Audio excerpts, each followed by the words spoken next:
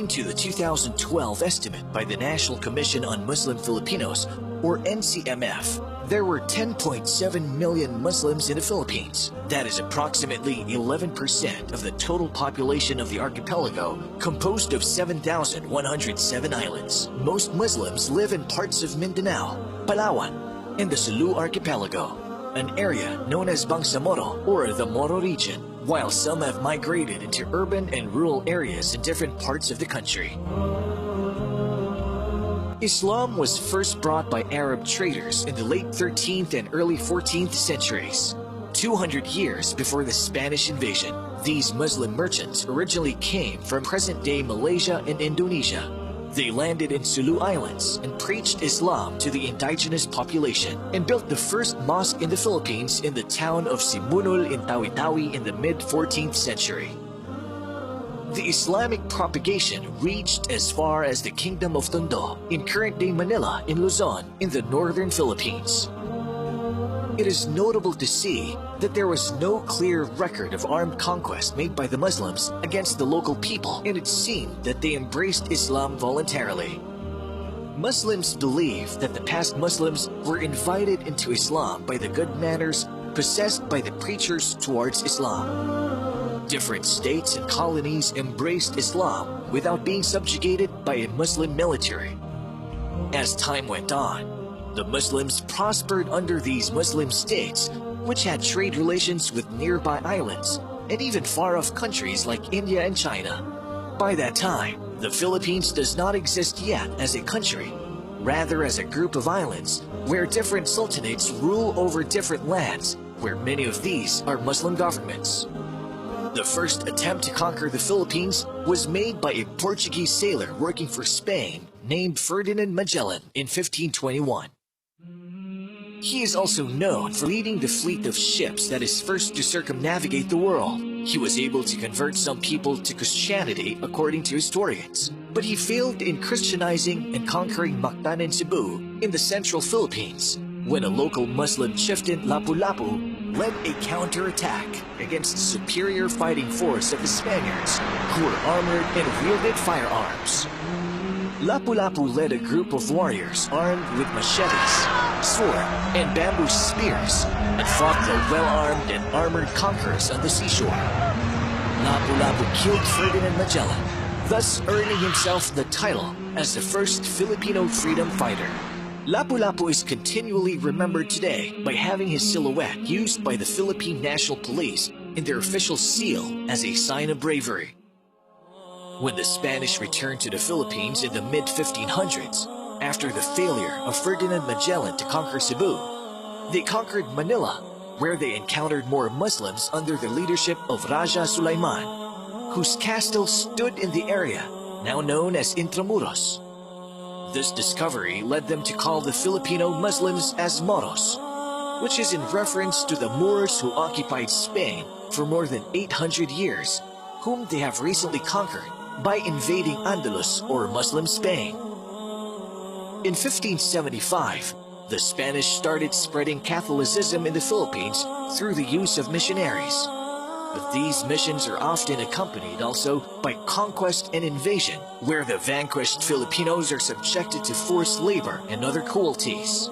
This has been recorded in history as an era of human rights abuse that even the non-Muslim freedom fighters and the intellectuals like Jose Rizal and Andres Bonifacio tried to address. Though much of the Philippines converted, the Moros, however, stood firm in their faith.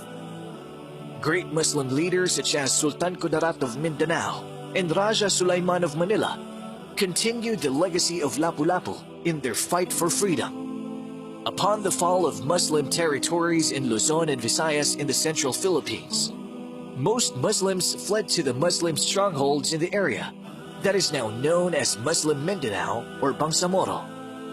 The Moros have a history of resistance against Spanish, American, and Japanese rule for over 400 years. But now, since the cessation of hostilities between the government and the Muslims, the Moros are collectively known as progressive partners to peace and progress of the Philippine government. More than that, the Muslims are going farther in teaching the people the real message of Islam.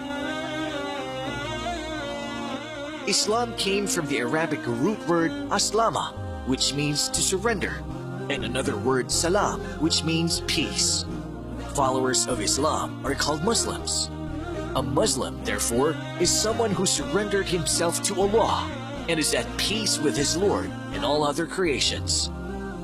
Islam is not a new religion founded by Prophet Muhammad, according to many misconceptions. Rather, it is a monotheistic religion, which is the continuation of the message of the prophets and messengers from Adam, the first prophet, up to Muhammad, the last and final prophet. Islam is not a new religion. It is the same message brought forth by David, Solomon, Jesus, and all the other prophets. They may have lived in different times, but they were sent for the same purpose, to teach us to worship the one true God, Allah, and avoid worshiping false deities. Islam has 5 pillars, testifying that there is no God worthy of being worshipped except Allah, establishing Salah, paying Zakah, fasting on Ramadan, and Hajj.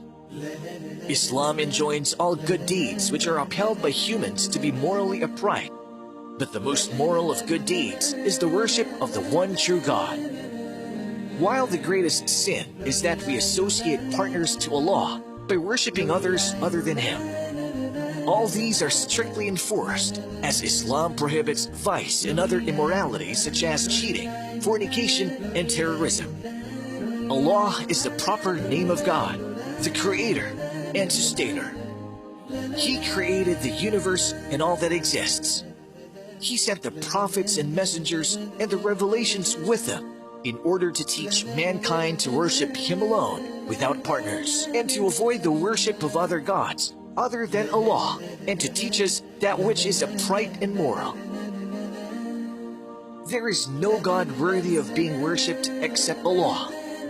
Worshipping Him alone without partners is the purpose of creation. Although Christians call Him as God the Father or Lord, Allah is the same God who created the earth in the Bible. He is the same God that sent the prophets. Muslims believe in all the prophets and messengers, including Adam, Noah, Abraham, Jesus, and the last prophet Muhammad. Prophet Muhammad had miracles the same way other prophets were given the same by Allah, in order for them to prove the validity and authenticity of their message. Prophet Jesus was given the miracle of healing, while Moses divided the sea for them to cross as an example. The greatness of the Quran as a miracle is because it is an eternal miracle that we still witness until today. Quran is the most read book in the world, and is the only book which is memorized by millions of people from cover to cover, which is a proof of Allah's promise in the Quran itself, that He shall protect it, proving that it is indeed the word of Allah. Recently, scientists, Muslims and non-Muslims alike, discovered many scientific miracles in the Quran. The Quran has been speaking about geology, outer space, biology and others since it was revealed 1,400 years ago. A Muslim is a person who surrendered himself to Allah by acknowledging His oneness. He is also subservient to Allah by being obedient to Him and avoiding what He prohibited. He avoids any form of cooperation or having to do with worshipping anything or anyone other than Allah.